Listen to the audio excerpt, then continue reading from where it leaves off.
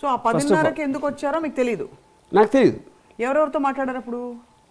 మన బయట వీళ్ళతో we just want to meet him. ఎందుకని అపియరెన్స్ అయ్యి ఉండాల్సింది అన్నది వేగ్గా చెప్పారు, కానీ ఎగ్జాక్ట్గా ఏంటి అనేది చెప్పలేదు. ఇలాంటి కేసులో ఏది ట్వీట్ 1 year బ్యాక్ పెట్టిన ట్వీట్ నా మనోభావాలు దెబ్బతిన్నాయని ఒక అతను కేసు పెడితే దానికోసం ఒంగోలు నుంచి హుటాహుటిన వచ్చేస్తారు అంత తక్కువ టైంలో అనేది.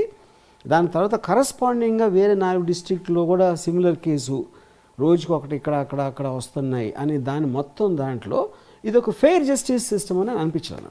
ఇదేదో ఒక ప్లాన్ ప్రకారం చేస్తున్నారు. అది కుట్ర అనేది maybe strong word, whatever it is.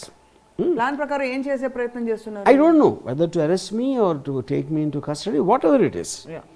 అప్పుడు అది ఫెయిర్ ప్రాసెస్లో జరగట్లేదు అని ఒక అనుమానం వచ్చినప్పుడు I wanted to take a confirmation from the judiciary as it's my right.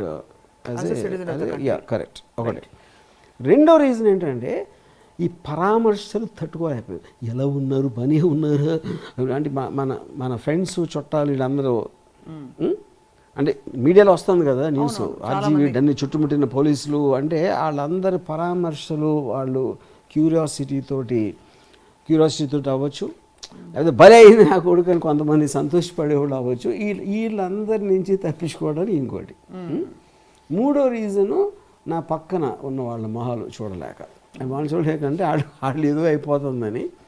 But the main reason is of course the first reason. అదే పోలీసుల కోణం నుంచి ఒకవేళ మీరు ఇదేదో ప్రాపర్ ప్రాసెస్లో అవ్వట్లేదు అని అనిపిస్తే somewhere you are fearing that some harm of some kind will happen. ఏదో మీకు జరగచ్చు, హరాస్మెంట్ అవ్వచ్చు, లేకపోతే what ever and something which I am not sure.